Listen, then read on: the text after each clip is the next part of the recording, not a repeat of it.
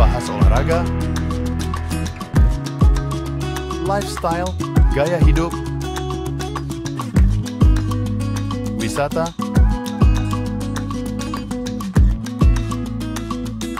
budaya,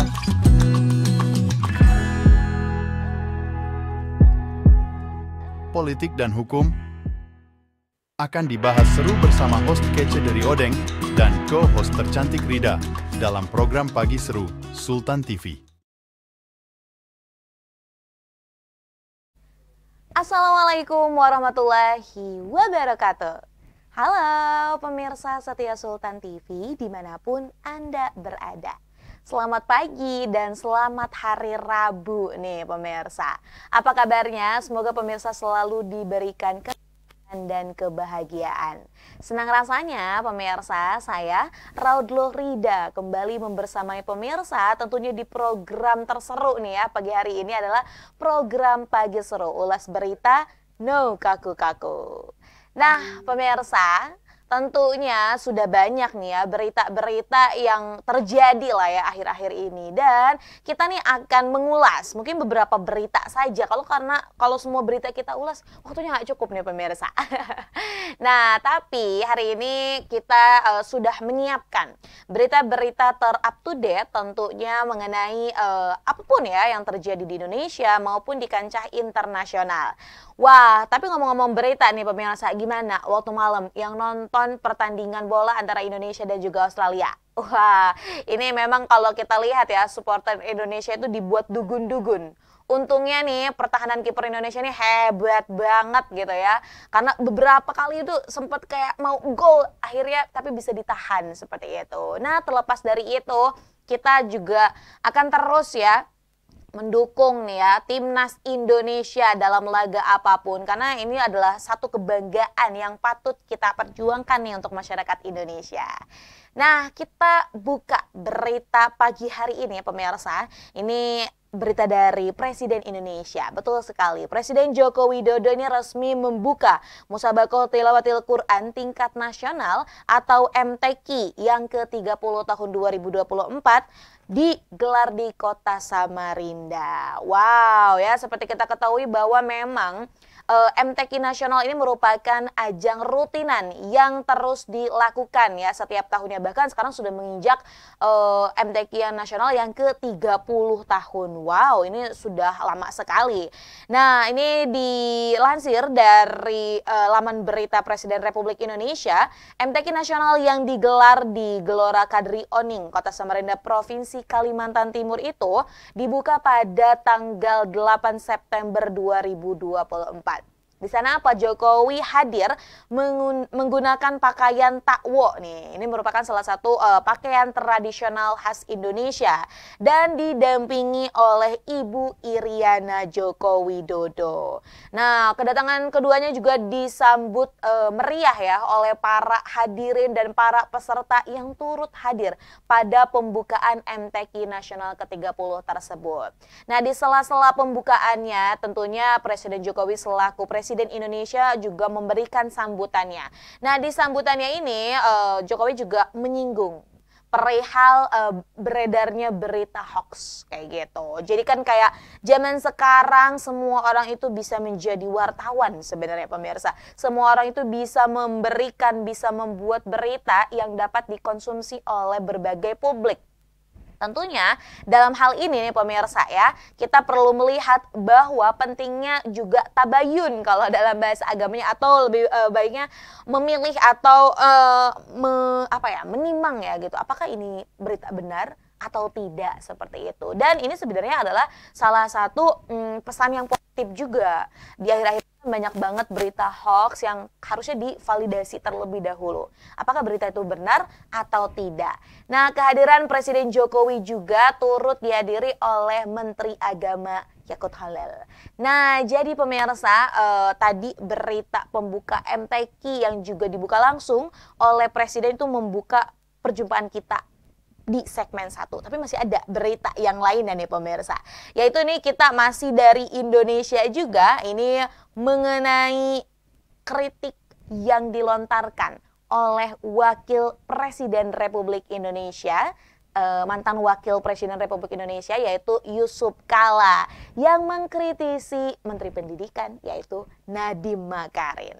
Nah ini pemirsa sempat juga ramai di media sosial karena ini hadir Yusuf Kalla ketika itu menjadi pembicara di salah satu diskusi pendidikan, dan di situ Pak Yusuf Kalla ini melontarkan salah satu pendapatnya ya mengenai bagaimana Nadiem Makarim atau kinerja dari Menteri Pendidikan Republik Indonesia.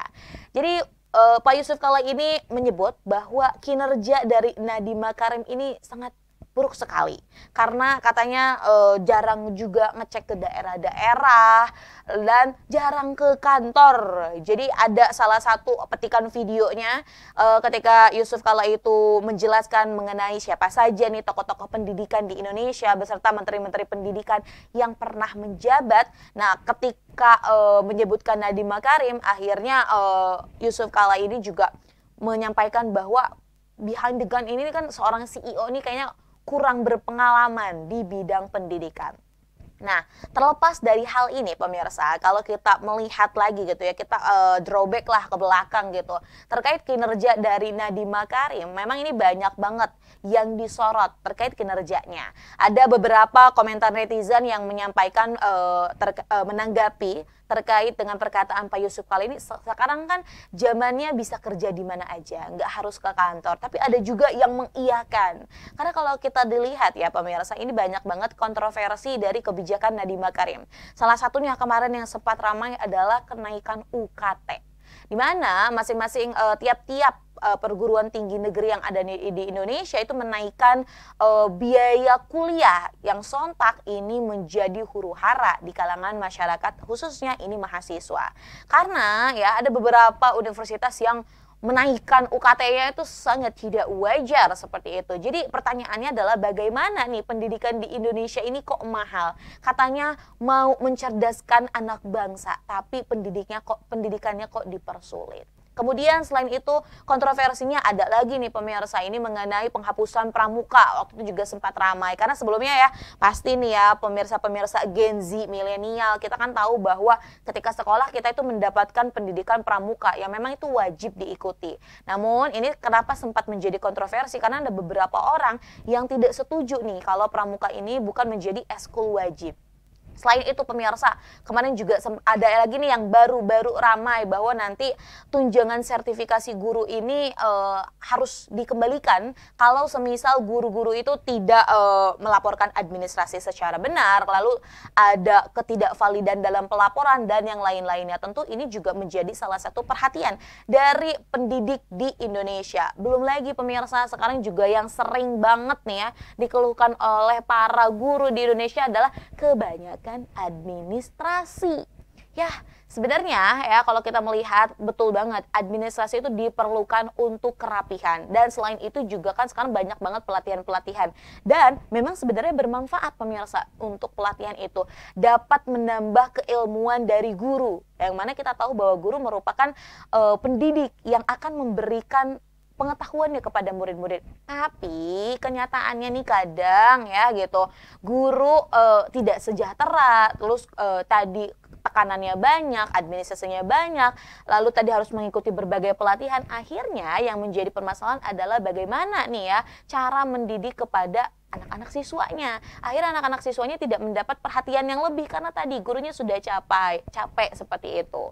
Nah, tapi pemirsa, kalau kita melihat lagi bahwa pendidikan merupakan salah satu masalah yang perlu segera dibenahi di Indonesia. Tentunya kalau kita mau menjadi Indonesia emas di 2024-5, generasi kita juga harus menjadi generasi emas. Dan itu bisa kita lakukan melalui pendidikan yang berkualitas. Pendidikan yang baik tentu akan mencerminkan negara tersebut kualitasnya baik juga. Nah pemirsa, kita akan kembali sesaat lagi. Maka dari itu, jangan kemana-mana, tetap bersama kami di Pagi Seru. Ulas berita, no kaku-kaku.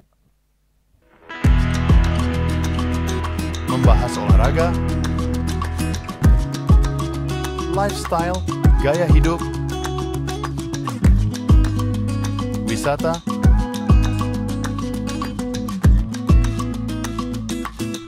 budaya,